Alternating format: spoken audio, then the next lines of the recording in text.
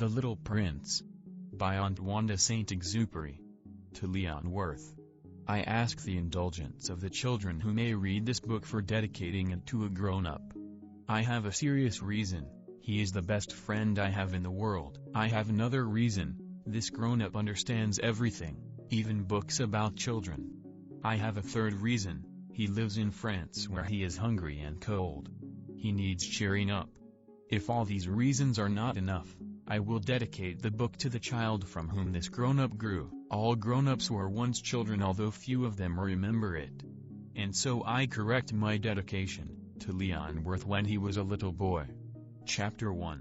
Once when I was 6 years old, I saw a magnificent picture in a book, called True Stories from Nature, about the primeval forest. It was a picture of a boa constrictor in the act of swallowing an animal. Here is a copy of the drawing. In the book it said, boa constrictors swallow their prey whole, without chewing it. After that they are not able to move, and they sleep through the 6 months that they need for digestion. I pondered deeply, then, over the adventures of the jungle. And after some work with a colored pencil I succeeded in making my first drawing.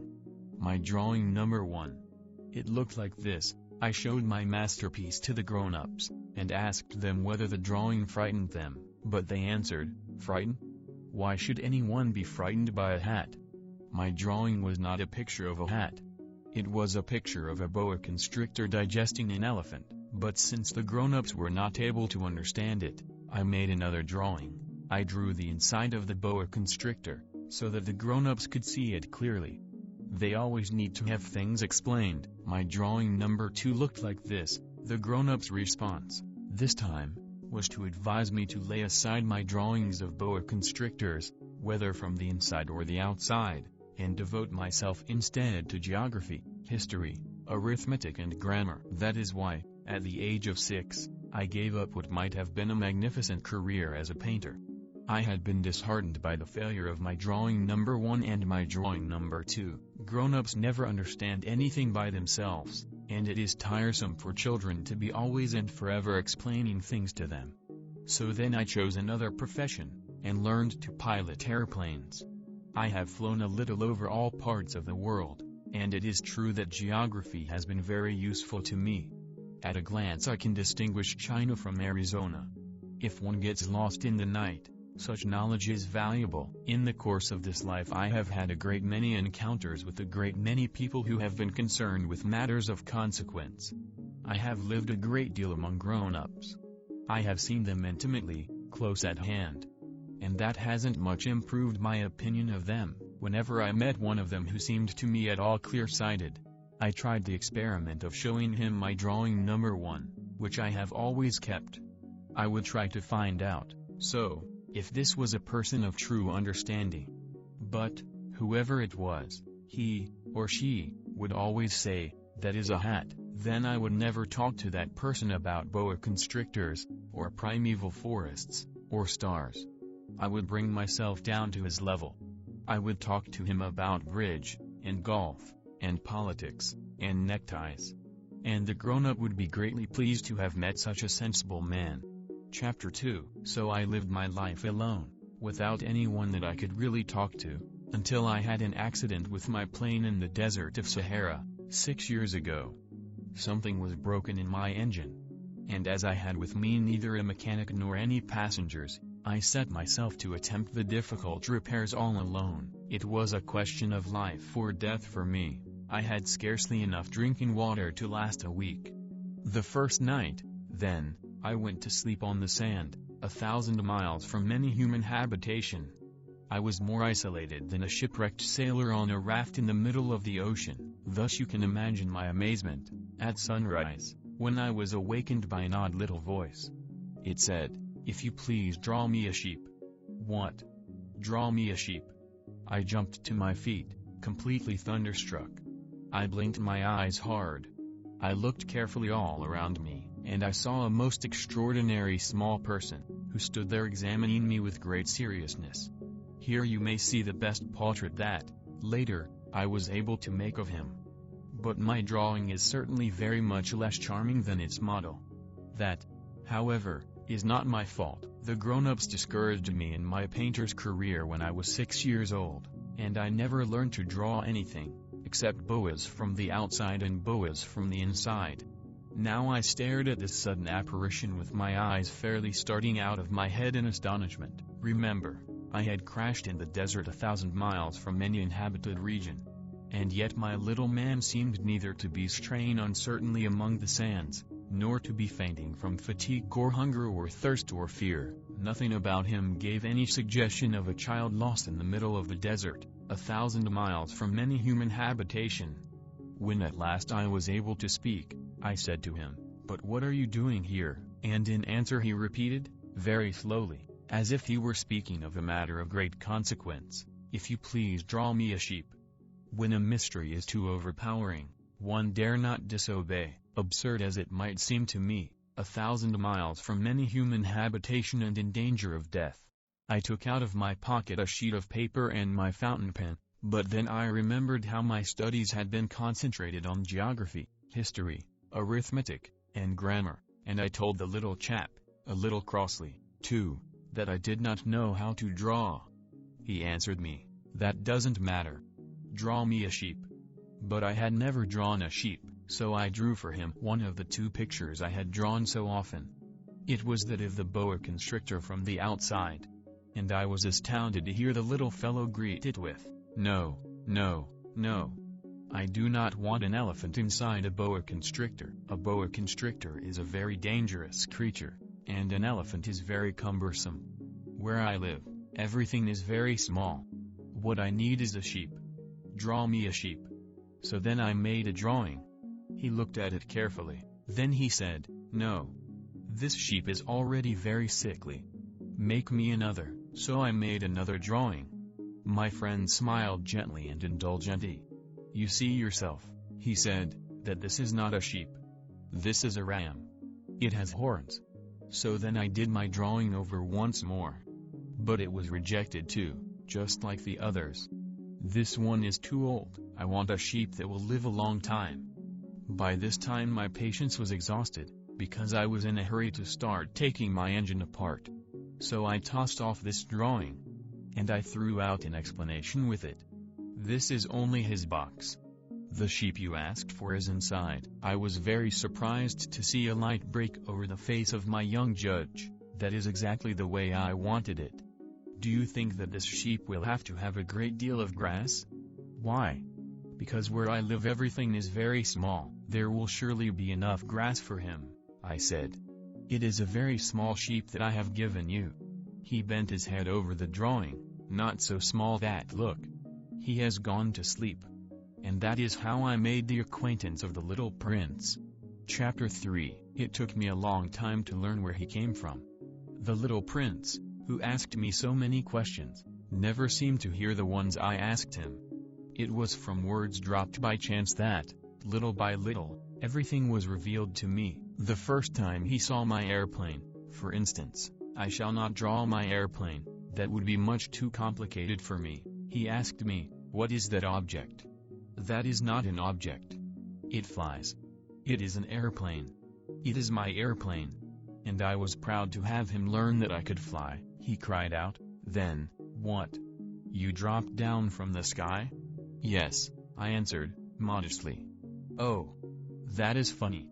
And the little prince broke into a lovely peal of laughter, which irritated me very much. I like my misfortunes to be taken seriously. Then he added, "So you, too, come from the sky. Which is your planet?" At that moment I caught a gleam of light in the impenetrable mystery of his presence, and I demanded, abruptly, "Do you come from another planet?" But he did not reply. He tossed his head gently, without taking his eyes from my plane. "It is true that on that you can't have come from very far away." And he sank into a reverie, which lasted a long time. Then, taking my sheep out of his pocket, he buried himself in the contemplation of his treasure. You can imagine how my curiosity was aroused by this half-confidence about the other planets. I made a great effort, therefore, to find out more on this subject. "My little man, where do you come from? What is this where I live, of which you speak? Where do you want to take your sheep?" After a reflective silence he answered, "The thing that is so good about the box you have given me is that at night he can use it as his house." "That is so. And if you are good I will give you a string, too, so that you can tie him during the day, and a post to tie him to." But the little prince seemed shocked by this offer. "Tie him? What a queer idea." "But if you don't tie him," I said, "he will wander off somewhere, and get lost." My friend broke into another peal of laughter. "But where do you think he would go?" "Anywhere. Straight ahead of him." Then the little prince said, earnestly, "That doesn't matter. Where I live, everything is so small." And, with perhaps a hint of sadness, he added, "Straight ahead of him, nobody can go very far." Chapter 4. I had thus learned a second fact of great importance. This was that the planet the little prince came from was scarcely any larger than a house. But that did not really surprise me much. I knew very well that in addition to the great planets such as the Earth, Jupiter, Mars, Venus, to which we have given names, there are also hundreds of others, some of which are so small that one has a hard time seeing them through the telescope. When an astronomer discovers one of these he does not give it a name, but only a number. He might call it, for example, asteroid 325. I have serious reason to believe that the planet from which the little prince came is the asteroid known as B612. This asteroid has only once been seen through the telescope. That was by a Turkish astronomer, in 1909. On making his discovery, the astronomer had presented it to the International Astronomical Congress, in a great demonstration, but he was in Turkish costume, and so nobody would believe what he said. Grown-ups are like that. Fortunately, however, for the reputation of asteroid B612, a Turkish dictator made a law that his subjects, under pain of death, should change to European costume. So in 1920 the astronomer gave his demonstration all over again, dressed with impressive style and elegance. And this time everybody accepted his report. If I have told you these details about the asteroid, and made a note of its number for you, it is on account of the grown-ups and their ways. When you tell them that you have made a new friend, they never ask you any questions about essential matters. They never say to you, "What does his voice sound like? What games does he love best? Does he collect butterflies?" Instead, they demand, "How old is he? How many brothers has he? How much does he weigh? How much money does his father make?" Only from these figures do they think they have learned anything about him. If you were to say to the grown-ups, "I saw a beautiful house made of rosy brick, with geraniums in the windows and doves on the roof," they would not be able to get any idea of that house at all. You would have to say to them, "I saw a house that cost $20,000, then they would exclaim, "Oh, what a pretty house that is."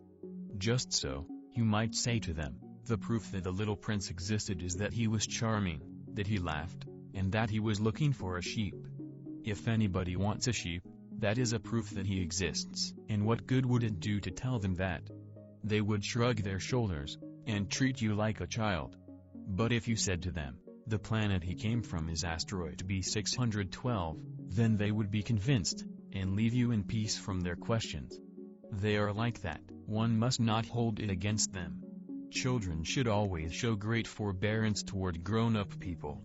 But certainly, for us who understand life, figures are a matter of indifference. I should have liked to begin this story in the fashion of the fairy tales. I should have liked to say, "Once upon a time there was a little prince who lived on a planet that was scarcely any bigger than himself, and who had need of a sheep." To those who understand life, that would have given a much greater air of truth to my story, for I do not want anyone to read my book carelessly. I have suffered too much grief in setting down these memories. 6 years have already passed since my friend went away from me, with his sheep. If I try to describe him here, it is to make sure that I shall not forget him. To forget a friend is sad. Not everyone has had a friend. And if I forget him, I may become like the grown-ups who are no longer interested in anything but figures. It is for that purpose, again, that I have bought a box of paints and some pencils. It is hard to take up drawing again at my age, when I have never made any pictures except those of the boa constrictor from the outside and the boa constrictor from the inside, since I was 6. I shall certainly try to make my portraits as true to life as possible, but I am not at all sure of success. One drawing goes along all right, and another has no resemblance to its subject. I make some errors, too, in the little prince's height. In one place he is too tall and in another too short. And I feel some doubts about the color of his costume, so I fumble along as best I can, now good, now bad, and I hope generally fair to middling. In certain more important details I shall make mistakes, also. But that is something that will not be my fault. My friend never explained anything to me. He thought, perhaps, that I was like himself, but I, alas, do not know how to see sheep through teethy walls of boxes. Perhaps I am a little like the grown-ups. I have had to grow old. Chapter 5. As each day passed I would learn, in our talk, something about the little prince's planet, his departure from it, his journey. The information would come very slowly, as it might chance to fall from his thoughts. It was in this way that I heard, on the third day, about the catastrophe of the baobabs. This time, once more, I had the sheep to thank for it, for the little prince asked me abruptly as if seized by a grave doubt. It is true, isn't it, that sheep eat little bushes? Yes, that is true. Ah, I am glad. I did not understand why it was so important that sheep should eat little bushes, but the little prince added, then it follows that they also eat baobabs? I pointed out to the little prince that baobabs were not little bushes, but, on the contrary, trees as big as castles, and that even if he took a whole herd of elephants away with him, the herd would not eat up one single baobab. The idea of the herd of elephants made the little prince laugh. We would have to put them one on top of the other, he said. But he made a wise comment, before they grow so big, the baobabs start out by being little. That is strictly correct, I said. But why do you want the sheep to eat the little baobabs? He answered me at once, oh, come, as if he were speaking of something that was self-evident, and I was obliged to make a great mental effort to solve this problem, without any assistance. Indeed, as I learned, there were on the planet where the little prince lived as on all planets good plants and bad plants. In consequence, there were good seeds from good plants, and bad seeds from bad plants. But seeds are invisible. They sleep deep in the heart of the earth's darkness, until someone among them is seized with the desire to awaken. Then this little seed will stretch itself and begin timidly at first to push a charming little sprig inoffensively upward toward the sun. If it is only a sprout of radish or the sprig of a rose bush, one would let it grow wherever it might wish. But when it is a bad plant, one must destroy it as soon as possible, the very first instant that one recognizes it. Now there were some terrible seeds on the planet that was the home of the little prince, and these were the seeds of the baobab. The soil of that planet was infested with them. A baobab is something you will never be able to get rid of if you attend to it too late. It spreads over the entire planet. It bores clear through it with its roots. And if the planet is too small, and the baobabs are too many, they split it in pieces. It is a question of discipline, the little prince said to me later on. When you've finished your own toilet in the morning, then it is time to attend to the toilet of your planet. Just so, with the greatest care, you must see to it that you pull up regularly all the baobabs, at the very first moment when they can be distinguished from the rose bushes which they resemble so closely in their earliest youth. It is very tedious work, the little prince added, but very easy. And one day he said to me, you ought to make a beautiful drawing, so that the children where you live can see exactly how all this is. That would be very useful to them if they were to travel someday. Sometimes, he added, there is no harm in putting off a piece of work until another day, but when it is a matter of baobabs, that always means a catastrophe. I knew a planet that was inhabited by a lazy man. He neglected 3 little bushes. So, as the little prince described it to me, I have made a drawing of that planet. I do not much like to take the tone of a moralist, but the danger of the baobabs is so little understood, and such considerable risks would be run by anyone who might get lost on an asteroid, that for once I am breaking through my reserve. Children, I say plainly, watch out for the baobabs. My friends, like myself, have been skirting this danger for a long time, without ever knowing it, and so it is for them that I have worked so hard over this drawing. The lesson which I pass on by this means is worth all the trouble it has cost me. Perhaps you will ask me, why are there no other drawing in this book as magnificent and impressive as this drawing of the baobabs? The reply is simple. I have tried. But with the others I have not been successful. When I made the drawing of the baobabs I was carried beyond myself by the inspiring force of urgent necessity. Chapter 6. Oh, little prince. Bit by bit I came to understand the secrets of your sad little life. For a long time you had found your only entertainment in the quiet pleasure of looking at the sunset. I learned that new detail on the morning of the fourth day. When you said to me, I am very fond of sunsets. Come, let us go look at a sunset now. But we must wait, I said. Wait? For what? For the sunset. We must wait until it is time. At first you seemed to be very much surprised. And then you laughed to yourself. You said to me, I am always thinking that I am at home. Just so. Everybody knows that when it is noon in the United States the sun is setting over France. If you could fly to France in 1 minute, you could go straight into the sunset, right from noon. Unfortunately, France is too far away for that. But on your tiny planet, my little prince, all you need do is move your chair a few steps. You can see the day and the twilight falling whenever you like. One day, you said to me, I saw the sunset 44 times. And a little later you added, you know one loves the sunset, when one is so sad. Were you so sad, then? I asked, on the day of the 44 sunsets. But the little prince made no reply. Chapter 7. On the fifth day again, as always, it was thanks to the sheep the secret of the little prince's life was revealed to me, abruptly, without anything to lead up to it, and as if the question had been born of long and silent meditation on his problem. He demanded, a sheep if it eats little bushes, does it eat flowers, too? A sheep, I answered, eats anything it finds in its reach. Even flowers that have thorns? Yes, even flowers that have thorns. Then the thorns, what use are they? I did not know. At that moment I was very busy trying to unscrew a bolt that had got stuck in my engine. I was very much worried, for it was becoming clear to me that the breakdown of my plane was extremely serious, and I had so little drinking water left that I had to fear for the worst. The thorns, what use are they? The little prince never let go of a question, once he had asked it.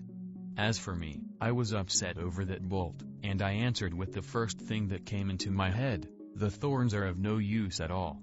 Flowers have thorns just for spite. Oh! There was a moment of complete silence. Then the little prince flashed back at me, with a kind of resentfulness, I don't believe you. Flowers are weak creatures. They are naive. They reassure themselves as best they can. They believe that their thorns are terrible weapons. I did not answer. At that instant I was saying to myself, if this bolt still won't turn, I am going to knock it out with the hammer. Again the little prince disturbed my thoughts. And you actually believe that the flowers— Oh, no.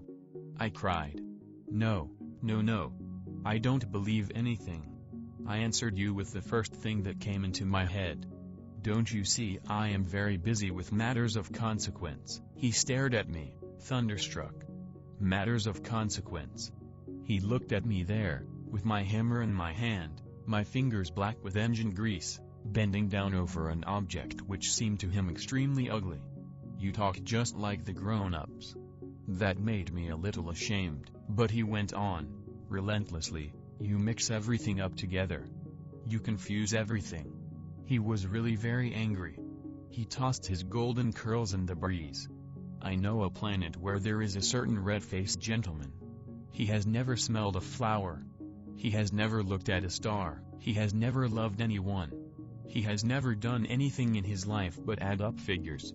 And all day he says over and over, just like you, I am busy with matters of consequence. And that makes him swell up with pride. But he is not a man, he is a mushroom. A what? A mushroom. The little prince was now white with rage. The flowers have been growing thorns for millions of years. For millions of years the sheep have been eating them just the same. And is it not a matter of consequence to try to understand why the flowers go to so much trouble to grow thorns which are never of any use to them? Is the warfare between the sheep and the flowers not important? Is this not of more consequence than a fat red-faced gentleman sums? And if I know myself one flower which is unique in the world, which grows nowhere but on my planet, but which one little sheep can destroy in a single bite some morning, without even noticing what he is doing, oh, you think that is not important? His face turned from white to red as he continued. If someone loves a flower, of which just one single blossom grows in all the millions and millions of stars, it is enough to make him happy just to look at the stars. He can say to himself, somewhere, my flower is there. But if the sheep eats the flower, in one moment all his stars will be darkened. And you think that is not important? He could not say anything more. His words were choked by sobbing. The night had fallen. I had let my tools drop from my hands. Of what moment now was my hammer, my bolt, or thirst, or death? On one star, one planet, my planet, the Earth, there was a little prince to be comforted. I took him in my arms, and rocked him. I said to him, the flower that you love is not in danger. I will draw you a muzzle for your sheep. I will draw you a railing to put around your flower. I did not know what to say to him. I felt awkward and blundering. I did not know how I could reach him, where I could overtake him and go on hand in hand with him once more. It is such a secret place, the land of tears. Chapter 8. I soon learned to know this flower better. On the little prince's planet the flowers had always been very simple. They had only one ring of petals, they took up no room at all, they were a trouble to nobody. One morning they would appear in the grass, and by night they would have faded peacefully away. But one day, from a seed blown from no one knew where, a new flower had come up, and the little prince had watched very closely over this small sprout which was not like any other small sprouts on his planet. It might, you see, have been a new kind of baobab. The shrub soon stopped growing, and began to get ready to produce a flower. The little prince, who was present at the first appearance of a huge bud, felt at once that some sort of miraculous apparition must emerge from it. But the flower was not satisfied to complete the preparations for her beauty in the shelter of her green chamber. She chose her colors with the greatest care. She adjusted her petals one by one. She did not wish to go out into the world all rumpled, like the field poppies. It was only in the full radiance of her beauty that she wished to appear. Oh, yes. She was a coquettish creature, and her mysterious adornment lasted for days and days. Then one morning, exactly at sunrise, she suddenly showed herself.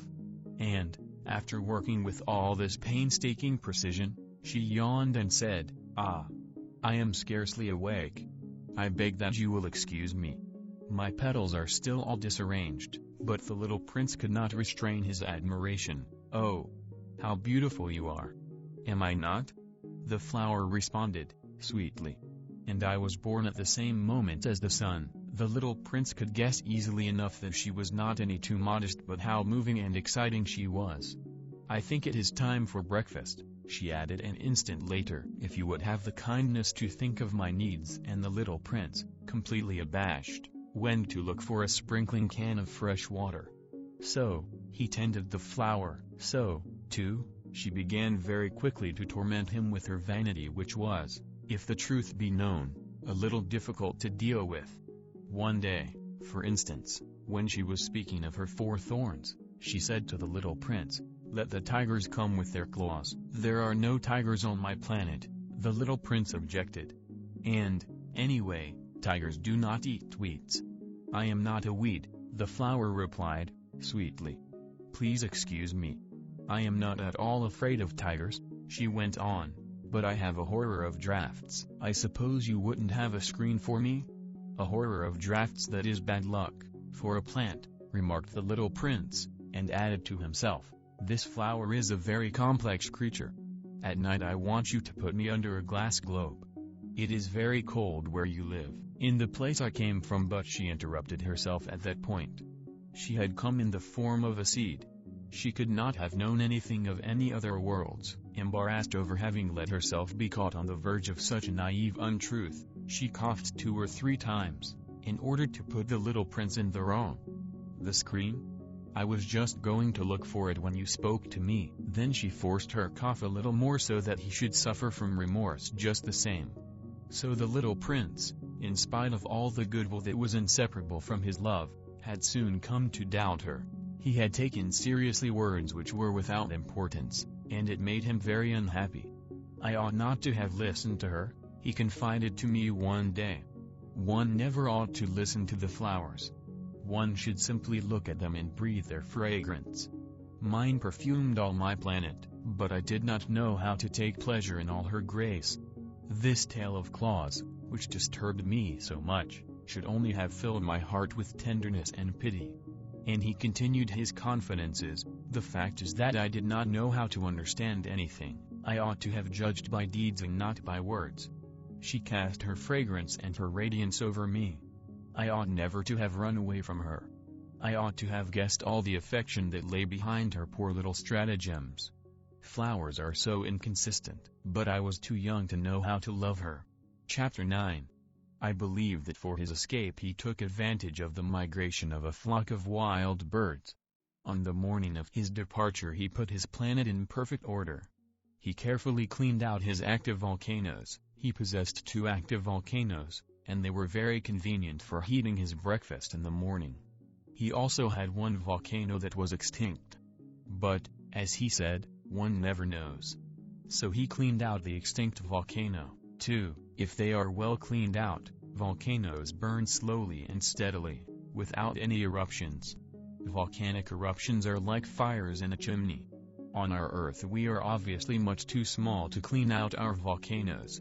That is why they bring no end of trouble upon us. The little prince also pulled up, with a certain sense of dejection, the last little shoots of the baobabs. He believed that he would never want to return.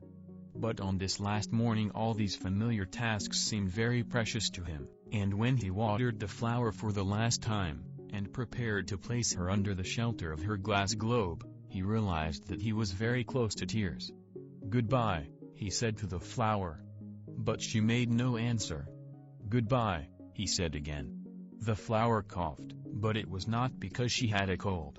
"I have been silly," she said to him, at last. "I ask your forgiveness. Try to be happy."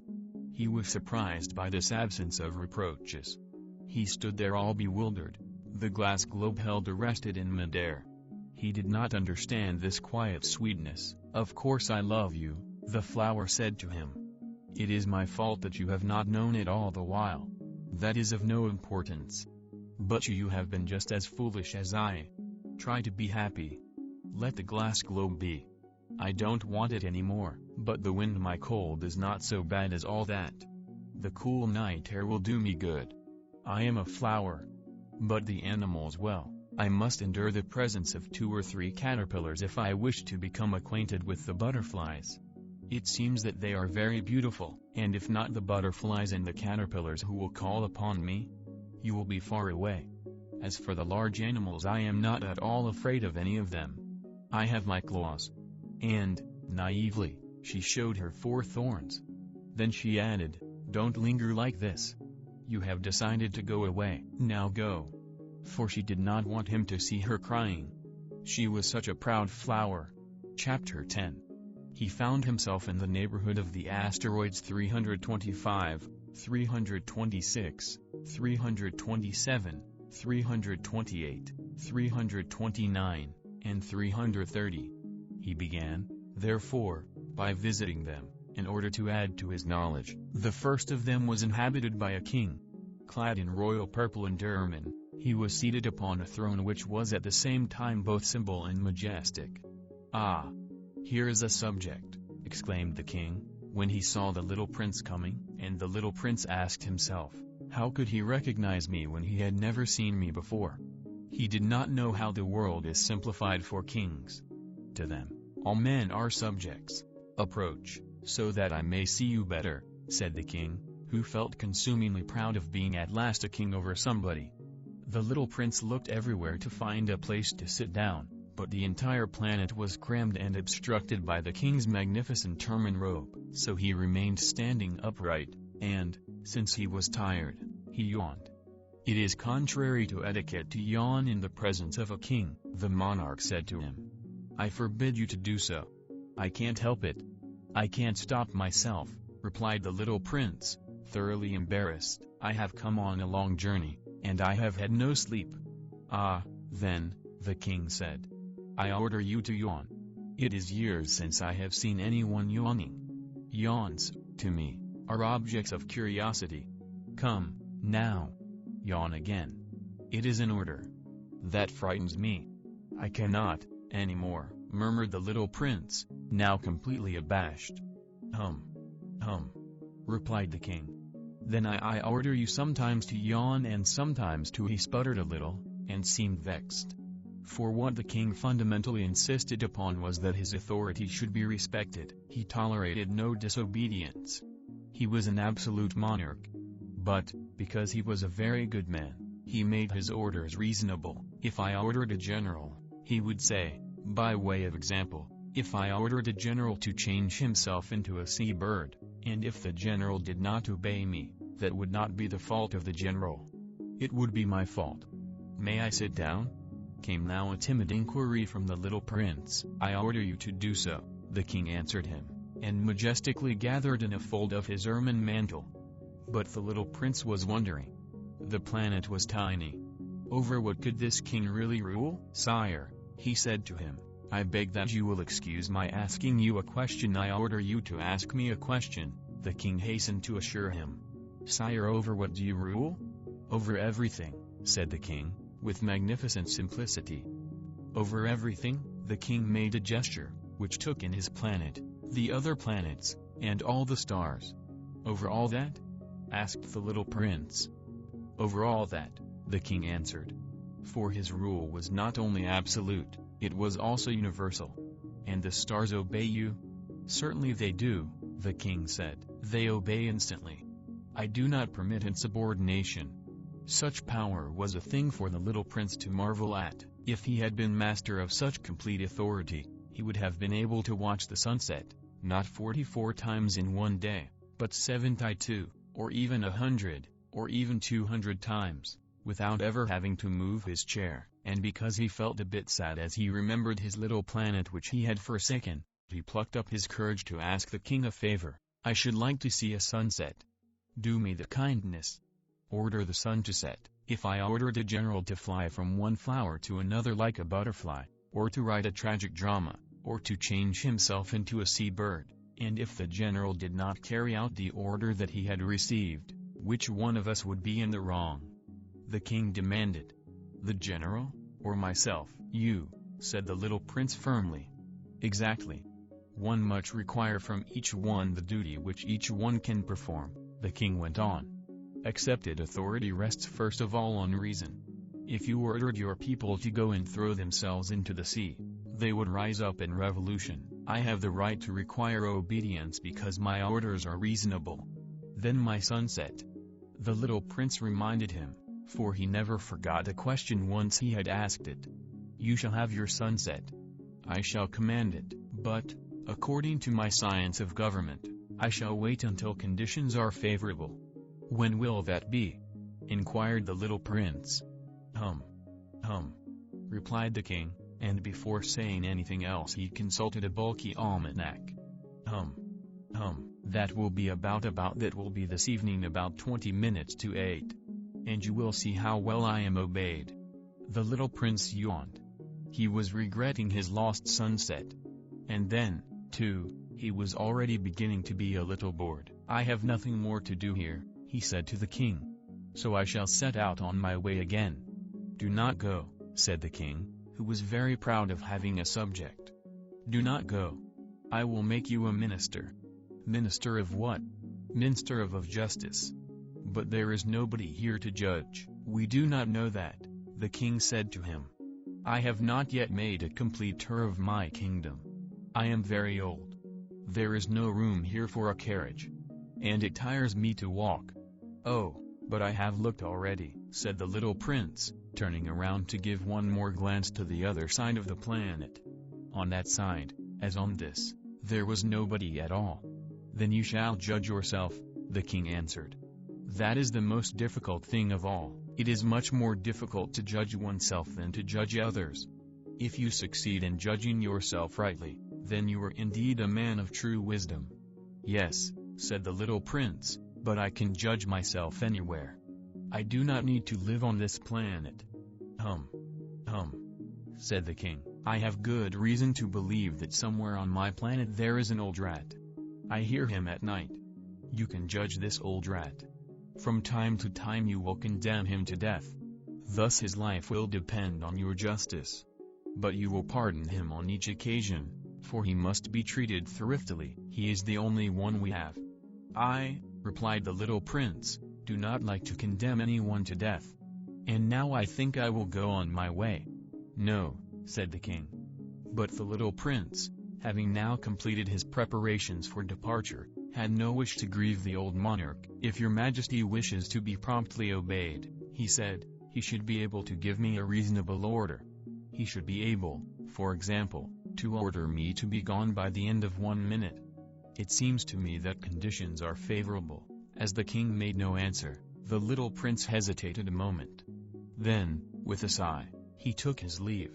I made you my ambassador, the king called out, hastily. He had a magnificent air of authority. The grown-ups are very strange, the little prince said to himself, as he continued on his journey. Chapter 11. The second planet was inhabited by a conceited man.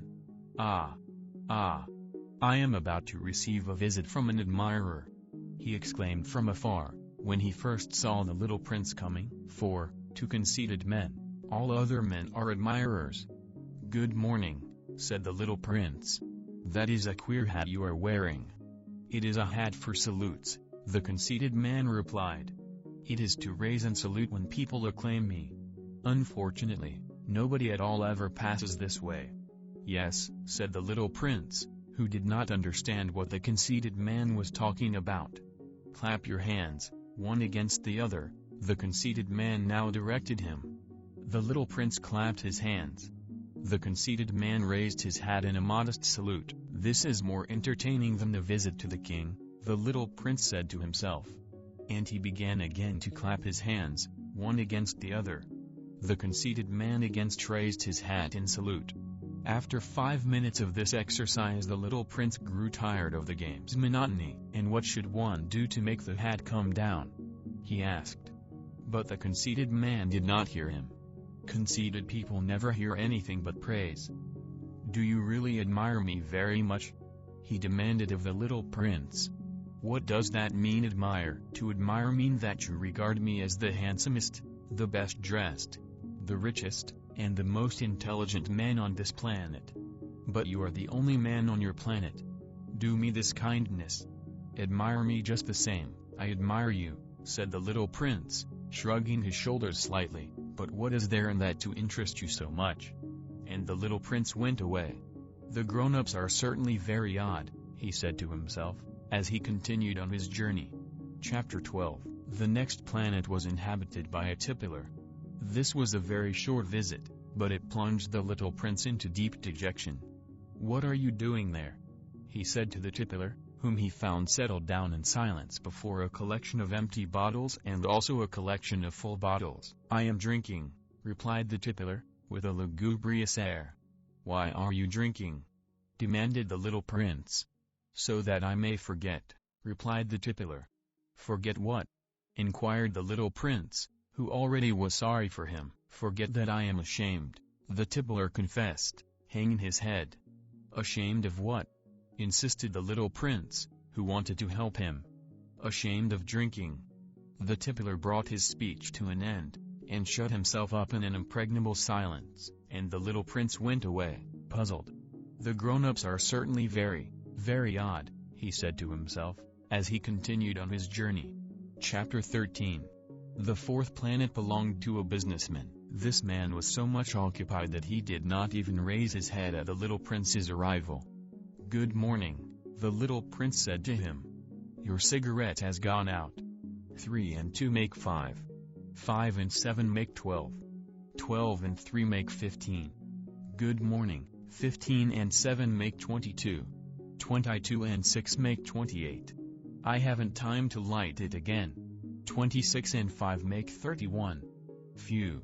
Then that makes 501,622,731. 500 million what? Asked the little prince. Eh? Are you still there?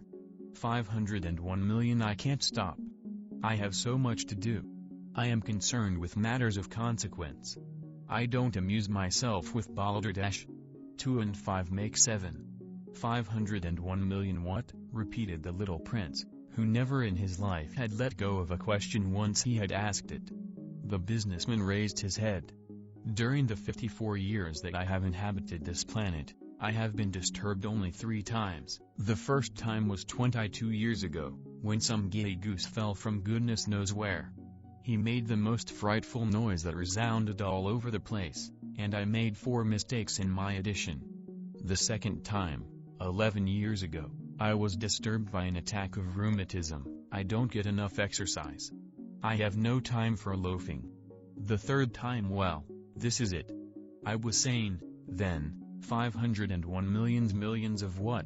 The businessman suddenly realized that there was no hope of being left in peace until he answered this question. Millions of those little objects, he said. Which one sometimes sees in the sky? Flies? Oh, no. Little glittering objects. Bees? Oh, no. Little golden objects that set lazy men to idle dreaming. As for me, I am concerned with matters of consequence. There is no time for idle dreaming in my life. Ah. You mean the stars? Yes, that's it. The stars. And what do you do with 500 millions of stars? 501,622,731. I am concerned with matters of consequence. I am accurate. And what do you do with these stars? What do I do with them? Yes. Nothing. I own them. You own the stars? Yes. But I have already seen a king who kings do not own, they reign over. It is a very different matter. And what good does it to you to own the stars? It does me the good of making me rich. And what good does it do you to be rich? It makes it possible for me to buy more stars, if any are ever discovered. This man, the little prince said to himself, reasons a little like my poor titular. Nevertheless, he still had some more questions. How is it possible for one to own the stars? To whom do they belong? The businessman retorted, peevishly. I don't know. To nobody. Then they belong to me, because I was the first person to think of it. Is that all that is necessary? Certainly. When you find a diamond that belongs to nobody, it is yours. When you discover an island that belongs to nobody, it is yours. When you get an idea before anyone else, you take out a patent on it. It is yours. So with me, I own the stars, because nobody else before me ever thought of owning them. Yes, that is true, said the little prince. And what do you do with them? I administer them, replied the businessman. I count them and recount them. It is difficult. But I am a man who is naturally interested in matters of consequence. The little prince was still not satisfied. If I owned a silk scarf, he said, I could put it around my neck and take it away with me. If I owned a flower, I could pluck that flower and take it away with me. But you cannot pluck the stars from heaven. No. But I can put them in the bank. Whatever does that mean? That means that I write the number of my stars on a little paper, and then I put this paper in a drawer and lock it with a key. And that is all? That is enough, said the businessman. It is entertaining, thought the little prince. It is rather poetic. But it is of no great consequence. On matters of consequence, the little prince had ideas which were very different from those of the grown-ups. I myself own a flower, he continued his conversation with the businessman, which I water every day. I own 3 volcanoes, which I clean out every week, for I also clean out the one that is extinct. One never knows. It is of some use to my volcanoes, and it is of some use to my flower, that I own them. But you are of no use to the stars. The businessman opened his mouth, but he found nothing to say in answer. And the little prince went away. "The grown-ups are certainly altogether extraordinary," he said simply, talking to himself as he continued on his journey. Chapter 14. The fifth planet was very strange. It was the smallest of all. There was just enough room on it for a street lamp and a lamplighter. The little prince was not able to reach any explanation of the use of a street lamp and a lamplighter. Somewhere in the heavens, on a planet which had no people, and not one house. But he said to himself, "Nevertheless, it may well be that this man is absurd. But he is not so absurd as the king, the conceited man, the businessman, and the titular. For at least his work has some meaning. When he lights his street lamp, it is as if he brought one more star to life, or one flower. When he puts out his lamp, he sends the flower, or the star, to sleep. That is a beautiful occupation. And since it is beautiful, it is truly useful." When he arrived on the planet, he respectfully saluted the lamplighter. "Good morning. Why have you just put out your lamp?" "Those are the orders," replied the lamplighter. "Good morning. What are the orders?" "The orders are that I put out my lamp." "Good evening." And he lighted his lamp again. "But why have you just lighted it again?" "Those are the orders," replied the lamplighter. "I do not understand," said the little prince. "There is nothing to understand," said the lamplighter. "Orders are orders. Good morning." And he put out his lamp. Then he mopped his forehead with a handkerchief decorated with red squares. "I follow a terrible profession. In the old days it was reasonable. I put the lamp out in the morning, and in the evening I lighted it again. I had the rest of the day for relaxation and the rest of the night for sleep. And the orders have been changed since that time?" "The orders have not been changed," said the lamplighter. "That is the tragedy. From year to year the planet has turned more rapidly and the orders have not been changed." "Then what?" asked the little prince. "Then the planet now makes a complete turn every minute, and I no longer have a single second for repose. Once every minute I have to light my lamp and put it out. That is very funny. A day lasts only 1 minute, here where you live." "It is not funny at all," said the lamplighter. "While we have been talking together a month has gone by." "A month?" "Yes, a month. 30 minutes. 30 days. Good evening." And he lighted his lamp again. As the little prince watched him, he felt that he loved this lamplighter who was so faithful to his orders. He remembered the sunsets which he himself had gone to seek, in other days, merely by pulling up his chair, and he wanted to help his friend. "You know," he said, "I can tell you a way you can rest whenever you want to." "I always want to rest," said the lamplighter, "for it is possible for a man to be faithful and lazy at the same time." The little prince went on with his explanation. "Your planet is so small that 3 strides will take you all the way around it. To be always in the sunshine, you need only walk along rather slowly. When you want to rest, you will walk and the day will last as long as you like." "That doesn't do me much good," said the lamplighter. "The one thing I love in life is to sleep." "Then you're unlucky," said the little prince. "I am unlucky," said the lamplighter. "Good morning," and he put out his lamp. "That man," said the little prince to himself, as he continued farther on his journey, "that man would be scorned by all the others, by the king, by the conceited man, by the titular, by the businessman. Nevertheless he is the only one of them all who does not seem to me ridiculous. Perhaps that is because he is thinking of something else besides himself." He breathed a sigh of regret, and said to himself, again, "That man is the only one of them all whom I could have made my friend, but his planet is indeed too small. There is no room on it for 2 people." What the little prince did not dare confess was that he was sorry most of all to leave this planet, because it was blessed every day with 1440 sunsets. Chapter 15. The 6th planet was 10 times larger than the last one. It was inhabited by an old gentleman who wrote voluminous books. "Oh, look! Here is an explorer!" he exclaimed to himself when he saw the little prince coming. The little prince sat down on the table and panted a little. He had already traveled so much and so far. "Where do you come from?" the old gentleman said to him. "What is that big book?" said the little prince. "What are you doing?" "I am a geographer," the old gentleman said to him. "What is a geographer?" asked the little prince. "A geographer is a scholar who knows the location of all the seas, rivers, towns, mountains, and deserts." "That is very interesting," said the little prince. "Here at last is a man who has a real profession." And he cast a look around him at the planet of the geographer. It was the most magnificent and stately planet that he had ever seen. "Your planet is very beautiful," he said. "Has it any oceans?" "I couldn't tell you," said the geographer. "Ah!" The little prince was disappointed. "Has it any mountains?" "I couldn't tell you," said the geographer. "And towns, and rivers, and deserts?" "I couldn't tell you that, either." "But you are a geographer."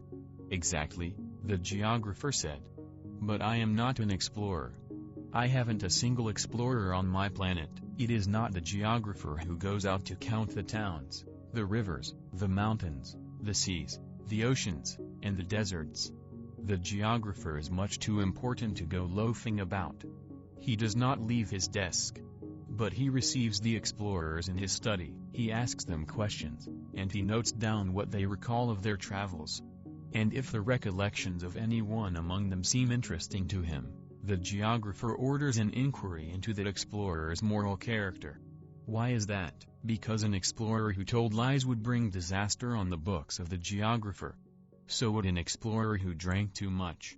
Why is that? Asked the little prince. Because intoxicated men see double.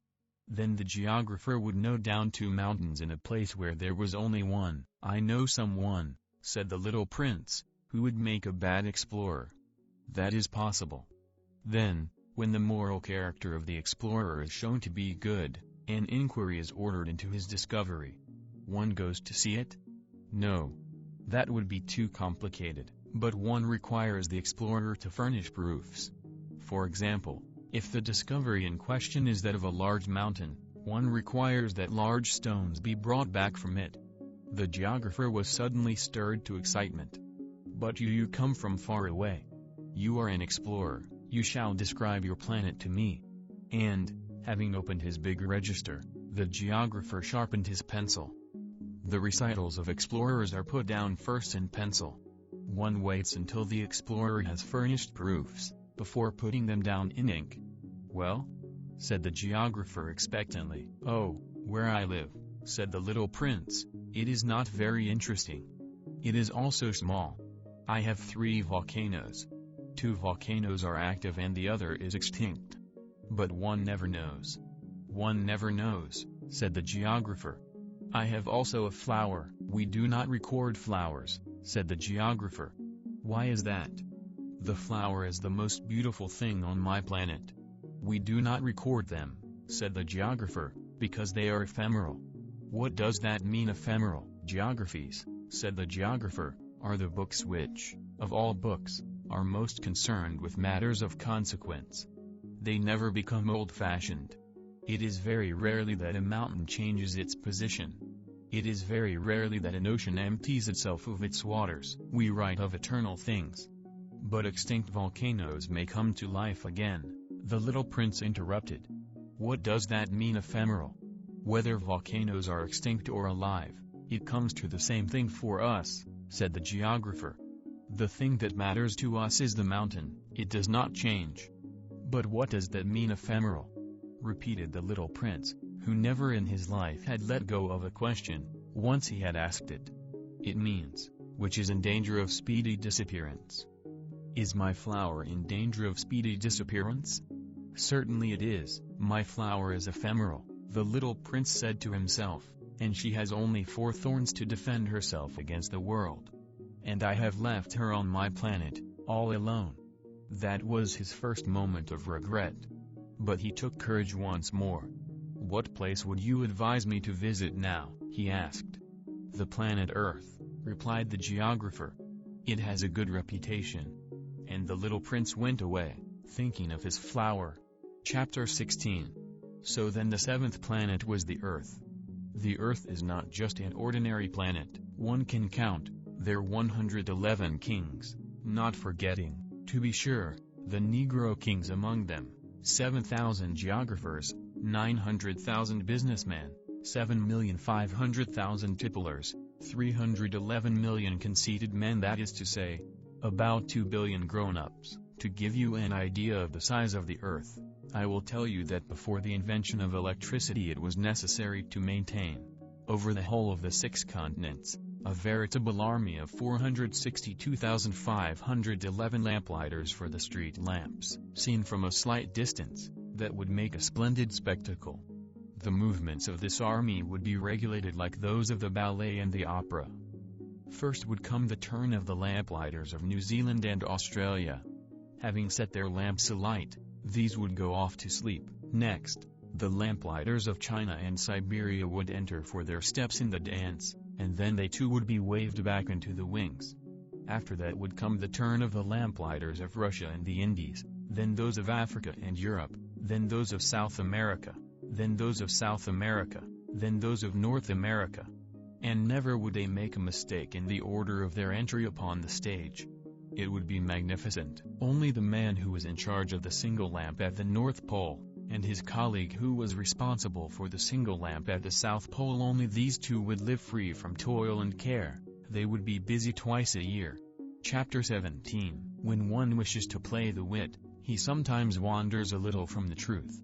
I have not been altogether honest in what I have told you about the lamplighters. And I realize that I run the risk of giving a false idea of our planet to those who do not know it. Men occupy a very small place upon the earth. If the 2 billion inhabitants who people its surface were all to stand upright and somewhat crowded together, as they do for some big public assembly, they could easily be put into one public square 20 miles long and 20 miles wide. All humanity could be piled up on a small Pacific islet. The grown-ups, to be sure, will not believe you when you tell them that. They imagine that they fill a great deal of space. They fancy themselves as important as the baobabs. You should advise them, then, to make their own calculations. They adore figures, and that will please them. But do not waste your time on this extra task. It is unnecessary. You have, I know, confidence in me.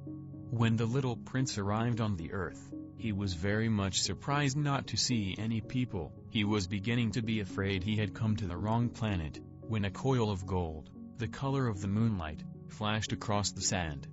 "Good evening," said the little prince courteously. "Good evening," said the snake. "What planet is this on which I have come down?" asked the little prince. "This is the earth, this is Africa," the snake answered. "Ah! Then there are no people on the earth? This is the desert. There are no people in the desert." "The earth is large," said the snake.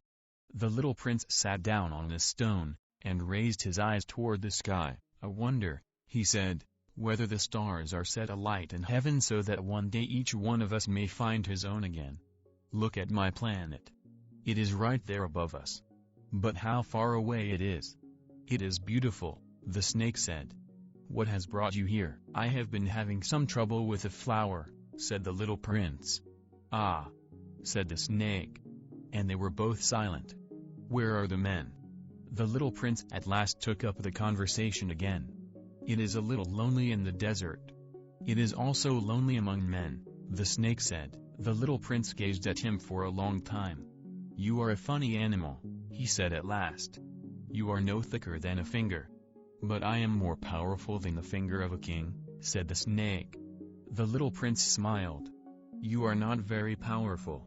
You haven't even any feet. You cannot even travel." "I can carry you farther than any ship could take you," said the snake. He twined himself around the little prince's ankle, like a golden bracelet. "Whomever I touch, I send back to the earth from whence he came," the snake spoke again. "But you are innocent and true, and you come from a star." The little prince made no reply.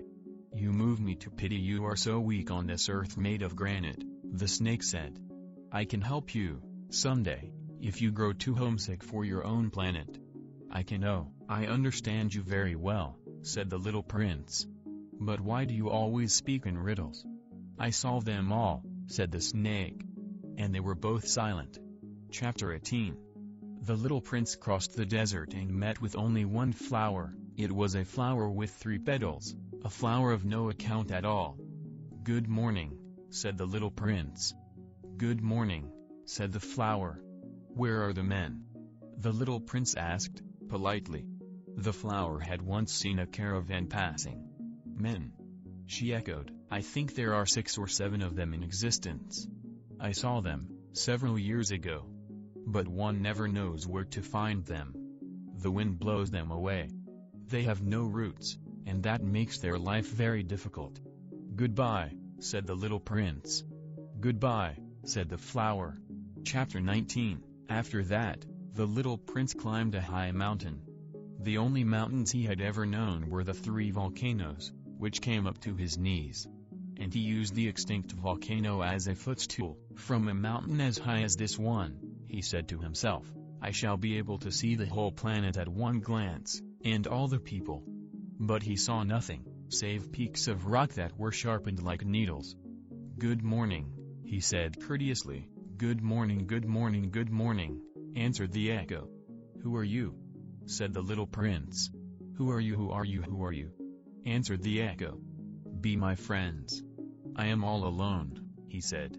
"I am all alone, all alone, all alone," answered the echo. "What a queer planet," he thought. "It is altogether dry, and altogether pointed, and altogether harsh and forbidding. And the people have no imagination. They repeat whatever one says to them. On my planet I had a flower, she always was the first to speak." Chapter 20. But it happened that after walking for a long time through sand, and rocks, and snow, the little prince at last came upon a road. And all roads lead to the abodes of men.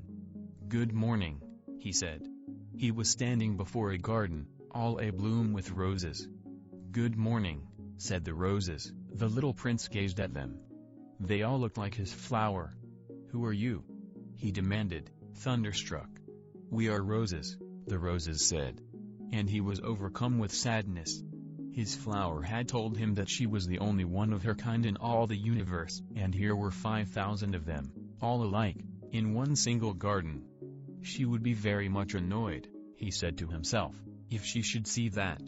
She would cough most dreadfully, and she would pretend that she was dying, to avoid being laughed at, and I should be obliged to pretend that I was nursing her back to life, for if I did not do that, to humble myself also, she would really allow herself to die. Then he went on with his reflections. I thought that I was rich, with a flower that was unique in all the world, and all I had was a common rose. A common rouse, and 3 volcanoes that come up to my knees, and one of them perhaps extinct forever. That doesn't make me a very great prince. And he lay down in the grass and cried. Chapter 21. It was then that the fox appeared. Good morning, said the fox. Good morning, the little prince responded politely, although when he turned around he saw nothing. I am right here, the voice said, under the apple tree. Who are you? Asked the little prince, and added, You are very pretty to look at. I am a fox, said the fox. Come and play with me, proposed the little prince. I am so unhappy. I cannot play with you, the fox said. I am not tamed. Ah. Please excuse me, said the little prince. But, after some thought, he added, What does that mean, tame? You do not live here, said the fox. What is it that you are looking for? I am looking for men, said the little prince. What does that mean, tame? Men, said the fox. They have guns, and they hunt. It is very disturbing. They also raise chickens. These are their only interests. Are you looking for chickens? No, said the little prince. I am looking for friends. What does that mean, tame? It is an act too often neglected, said the fox. It means to establish ties. To establish ties?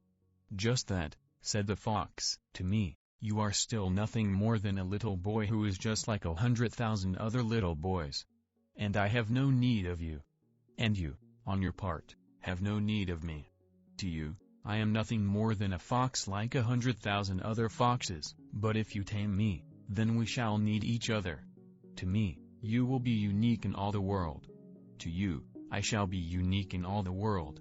I am beginning to understand, said the little prince.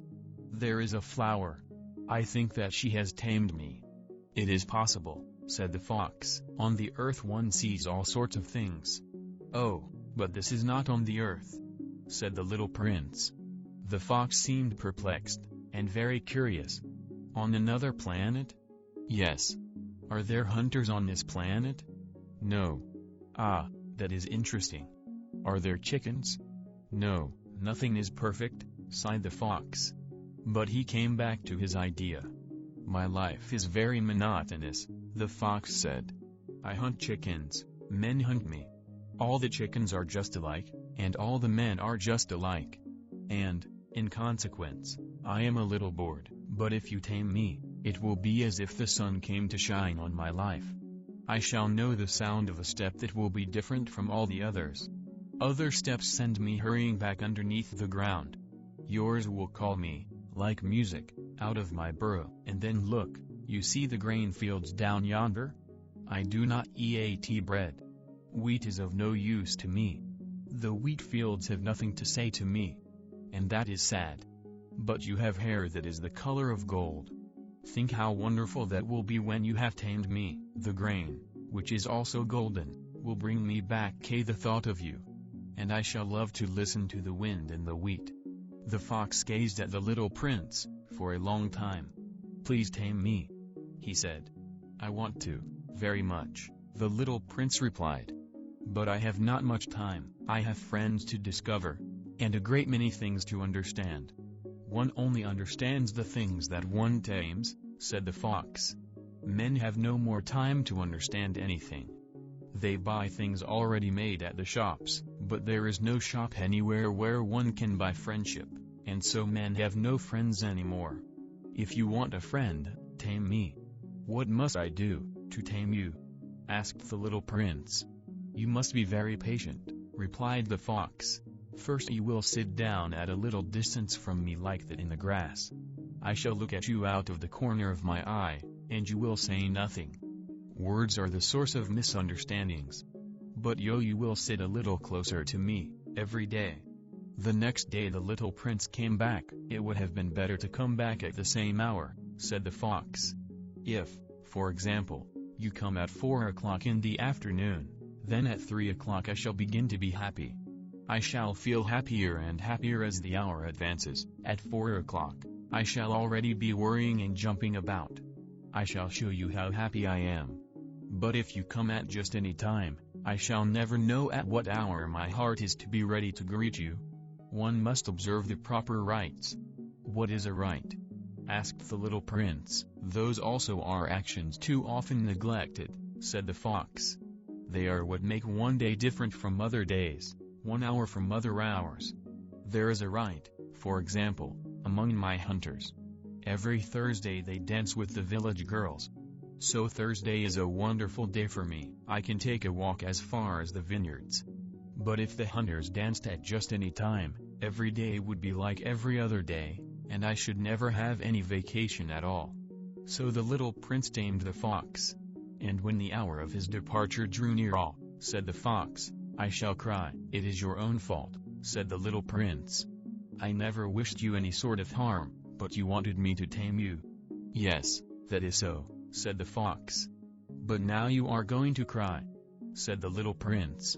Yes, that is so, said the fox.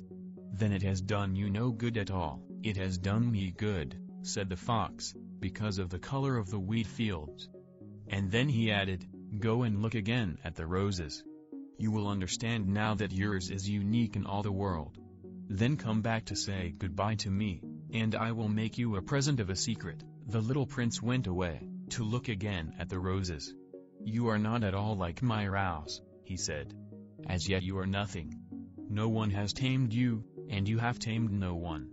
You are like my fox when I first knew him. He was only a fox like 100,000 other foxes, but I have made him my friend, and now he is unique in all the world. And the roses were very much embarrassed. You are beautiful, but you are empty, he went on. One could not die for you, to be sure. An ordinary passer-by would think that my rose looked just like you, the rose that belongs to me. but in herself alone she is more important than all the hundreds of you other roses, because it is she that I have watered, because it is she that I have put under the glass globe, because it is she that I have sheltered behind the screen, because it is for her that I have killed the caterpillars, except the 2 or 3 that we saved to become butterflies, because it is she that I have listened to, when she grumbled, or boasted, or even sometimes when she said nothing, because she is my rouse. And he went back to meet the fox. "Goodbye," he said. "Goodbye," said the fox. "And now here is my secret, a very simple secret. It is only with the heart that one can see rightly. What is essential is invisible to the eye. What is essential is invisible to the eye," the little prince repeated, so that he would be sure to remember. "It is the time you have wasted for your rose that makes your rose so important. It is the time I have wasted for my rose," said the little prince, so that he would be sure to remember. "Men have forgotten this truth," said the fox. "But you must not forget it. You become responsible, forever, for what you have tamed. You are responsible for your rose." "I am responsible for my rose," the little prince repeated, so that he would be sure to remember. Chapter 22. "Good morning," said the little prince. "Good morning," said the railway switchman. "What do you do here?" the little prince asked. "I sort out travelers, in bundles of 1,000, said the switchman. "I send off the trains that carry them, now to the right, now to the left." And a brilliantly lighted express train shook the switchman's cabin as it rushed by with a roar like thunder. "They are in a great hurry," said the little prince. "What are they looking for?" "Not even the locomotive engineer knows that," said the switchman. And a second brilliantly lighted express thundered by, in the opposite direction. "Are they coming back already?" demanded the little prince. "These are not the same ones," said the switchman. "It is an exchange." "Were they not satisfied where they were?" asked the little prince. "No one is ever satisfied where he is," said the switchman. And they heard the roaring thunder of a third brilliantly lighted express. "Are they pursuing the first travelers?" demanded the little prince. "They are pursuing nothing at all," said the switchman. "They are asleep in there, or if they are not asleep they are yawning. Only the children are flattening their noses against the window panes." "Only the children know what they are looking for," said the little prince. "They waste their time over a rag doll and it becomes very important to them, and if anybody takes it away from them, they cry. They are lucky," the switchman said. Chapter 23. "Good morning," said the little prince. "Good morning," said the merchant. This was a merchant who sold pills that had been invented to quench thirst. You need only swallow 1 pill a week, and you would feel no need of anything to drink. "Why are you selling those?" asked the little prince. "Because they save a tremendous amount of time," said the merchant. "Computations have been made by experts. With these pills, you save 53 minutes in every week. And what do I do with those 53 minutes? Anything you like. As for me," said the little prince to himself, "if I had 53 minutes to spend as I liked, I should walk at my leisure toward a spring of fresh water." Chapter 24. It was now the 8th day since I had had my accident in the desert, and I had listened to the story of the merchant as I was drinking the last drop of my water supply. "Ah," I said to the little prince, "these memories of yours are very charming, but I have not yet succeeded in repairing my plane. I have nothing more to drink, and I, too, should be very happy if I could walk at my leisure toward a spring of fresh water." "My friend the fox," the little prince said to me, "my dear little man, this is no longer a matter that has anything to do with the fox." "Why not?" "Because I am about to die of thirst." He did not follow my reasoning, and he answered me, "It is a good thing to have had a friend, even if one is about to die. I, for instance, am very glad to have had a fox as a friend. He has no way of guessing the danger," I said to myself. "He has never been either hungry or thirsty. A little sunshine is all he needs." But he looked at me steadily, and replied to my thought, "I am thirsty, too, let us look for a well." I made a gesture of weariness. It is absurd to look for a well, at random, in the immensity of the desert. But nevertheless we started walking. When we had trudged along for several hours, in silence, the darkness fell, and the stars began to come out, Thirst had made me a little feverish, and I looked at them as if I were in a dream. The little prince's last words came reeling back into my memory. "Then you were thirsty, too?" I demanded. But he did not reply to my question. He merely said to me, "Water may also be good for the heart." I did not understand this answer, but I said nothing. I knew very well that it was impossible to cross-examine him. He was tired. He sat down. I sat down beside him. And, after a little silence, he spoke again. "The stars are beautiful, because of a flower that cannot be seen," I replied. "Yes, that is so." And, without saying anything more, I looked across the ridges of sand that were stretched out before us in the moonlight. "The desert is beautiful," the little prince added. And that was true. I have always loved the desert. One sits down on a desert sand dune, sees nothing, hears nothing.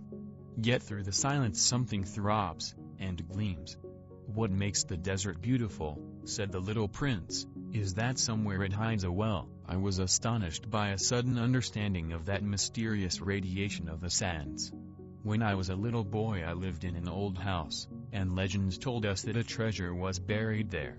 To be sure, no one had ever known how to find it, perhaps no one had ever even looked for it, but it cast an enchantment over that house. My home was hiding a secret in the depths of its heart. "Yes," I said to the little prince. "The house, the stars, the desert, what gives them their beauty is something that is invisible." "I am glad," he said, "that you agree with my fox." As the little prince dropped off to sleep, I took him in my arms and set out walking once more. I felt deeply moved, and stirred. It seemed to me that I was carrying a very fragile treasure. It seemed to me, even, that there was nothing more fragile on all earth. In the moonlight I looked at his pale forehead, his closed eyes, his locks of hair that trembled in the wind, and I said to myself, "What I see here is nothing but a shell. What is most important is invisible." As his lips opened slightly with a suspicious of a half-smile, I said to myself, again, "What moves me so deeply about this little prince who is sleeping here, is his loyalty to a flower, the image of a rose that shines through his whole being like the flame of a lamp, even when he is asleep." And I felt him to be more fragile still. I felt the need of protecting him, as if he himself were a flame that might be extinguished by a little puff of wind.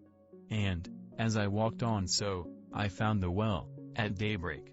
Chapter 25 Men, said the little prince, set out on their way in express trains, but they do not know what they are looking for. Then they rush about, and get excited, and turn round and round. And he added, "It is not worth the trouble." The well that we had come to was not like the wells of the Sahara. The wells of the Sahara are mere holes dug in the sand. This one was like a well in a village. But there was no village here, and I thought I must be dreaming. "It is strange," I said to the little prince. "Everything is ready for use, the pulley, the bucket, the rope." He laughed, touched the rope, and set the pulley to working. And the pulley moaned, like an old weather vane which the wind has long since forgotten. "Do you hear?" said the little prince. "We have wakened the well, and it is singing." I did not want him to tire himself with the rope. "Leave it to me," I said. "It is too heavy for you." I hoisted the bucket slowly to the edge of the well and set it there, happy, tired as I was, over my achievement. The song of the pulley was still in my ears, and I could see the sunlight shimmer in the still trembling water. "I am thirsty for this water," said the little prince. "Give me some of it to drink." And I understood what he had been looking for. I raised the bucket to his lips. He drank, his eyes closed. It was as sweet as some special festival treat. This water was indeed a different thing from ordinary nourishment. Its sweetness was born of the walk under the stars, the song of the pulley, the effort of my arms. It was good for the heart, like a present. When I was a little boy, the lights of the Christmas tree, the music of the midnight mass, the tenderness of smiling faces, used to make up, so, the radiance of the gifts I received. "The men where you live," said the little prince, "raise 5,000 roses in the same garden, and they do not find in it what they are looking for." "They do not find it," I replied. "And yet what they are looking for could be found in one single rose, or in a little water. Yes, that is true, I said. And the little prince added, but the eyes are blind. One must look with the heart. I had drunk the water. I breathed easily. At sunrise the sand is the color of honey. And that honey color was making me happy, too. What brought me, then, this sense of grief? You must keep your promise, said the little prince, softly, as he sat down beside me once more. What promise? You know, a muzzle for my sheep. I am responsible for this flower. I took my rough drafts of drawings out of my pocket. The little prince looked them over, and laughed as he said, your baobabs, they look a little like cabbages. Oh! I had been so proud of my baobabs. Your fox, his ears look a little like horns, and they are too long. And he laughed again. You are not fair, little prince, I said. I don't know how to draw anything except boa constrictors from the outside and boa constrictors from the inside. Oh, that will be all right, he said, children understand. So then I made a pencil sketch of a muzzle.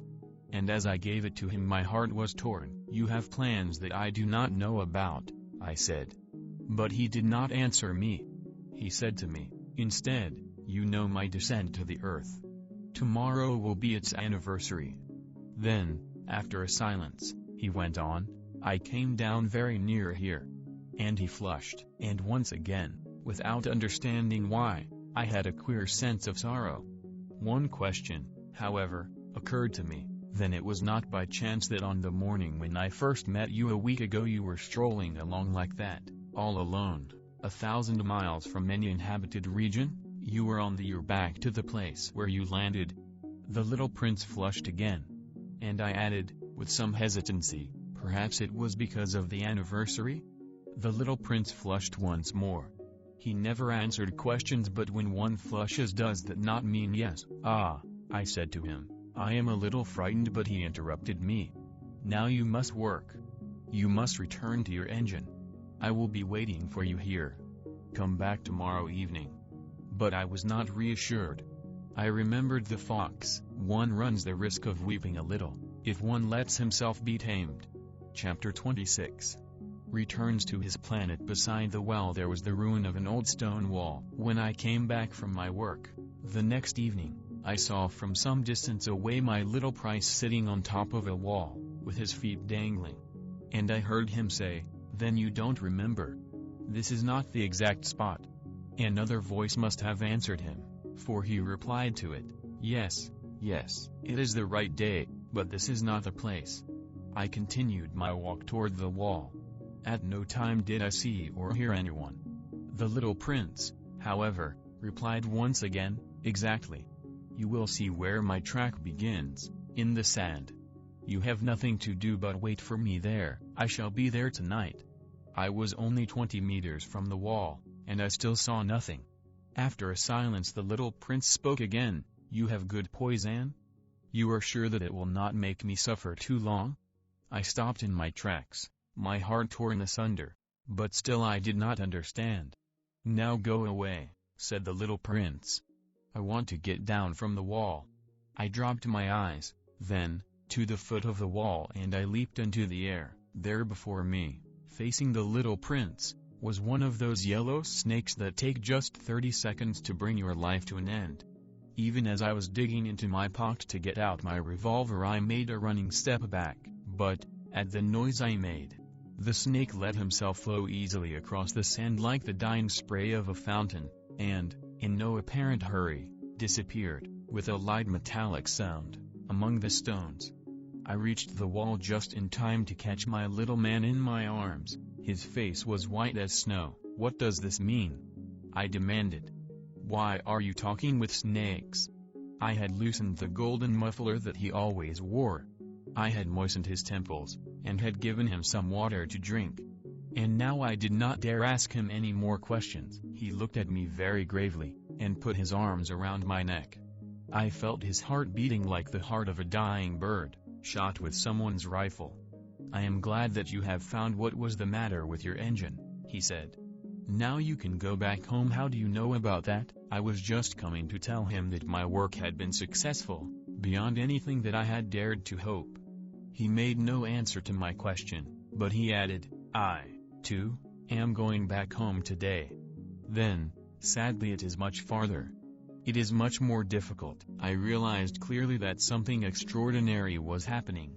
I was holding him close in my arms as if he were a little child, and yet it seemed to me that he was rushing headlong toward an abyss from which I could do nothing to restrain him. His look was very serious, like someone lost far away. I have your sheep. And I have the sheep's box. And I have the muzzle. And he gave me a sad smile. I waited a long time. I could see that he was reviving little by little. Dear little man, I said to him, you are afraid. He was afraid, there was no doubt about that. But he laughed lightly. I shall be much more afraid this evening. Once again I felt myself frozen by the sense of something irreparable. And I knew that I could not bear the thought of never hearing that laughter any more. For me, it was like a spring of fresh water in the desert. Little man, I said, I want to hear you laugh again. But he said to me, tonight, it will be a year. My star, then, can be found right above the place where I came to the earth, a year ago. Little man, I said, tell me that it is only a bad dream, this affair of the snake, and the meeting place, and the star. But he did not answer my plea. He said to me, instead, the thing that is important is the thing that is not seen. Yes, I know, it is just as it is with the flower. If you love a flower that lives on a star, it is sweet to look at the sky at night. All the stars are abloom with flowers. Yes, I know. It is just as it is with the water, because of the pulley, and the rope. What you gave me to drink was like music. You remember how good it was? Yes, I know. And at night you will look up at the stars. Where I live everything is so small that I cannot show you where my star is to be found. It is better, like that, my star will just be one of the stars, for you. And so you will love to watch all the stars in the heavens. They will all be your friends. And, besides, I am going to make you a present. He laughed again. Ah, little prince, dear little prince. I love to hear that laughter. That is my present. Just that. It will be as it was when we drank the water. What are you trying to say? All men have the stars, he answered, but they are not the same things for different people. For some, who are travelers, the stars are guides. For others they are no more than little lights in the sky. For others, who are scholars, they are problems. For my businessmen they were wealth. But all these stars are silent. You alone will have the stars as no one else has them. What are you trying to say? In one of the stars I shall be living. In one of them I shall be laughing. And so it will be as if all the stars were laughing, when you look at the sky at night. You will have stars that can laugh. And he laughed again. And when your sorrow is comforted, time soothes all sorrows, you will be content that you have known me. You will always be my friend. You will want to laugh with me. And you will sometimes open your window, so, for that pleasure, and your friends will be properly astonished to see you laughing as you look up at the sky. Then you will say to them, yes, the stars always make me laugh. And they will think you are crazy. It will be a very shabby trick that I shall have played on you.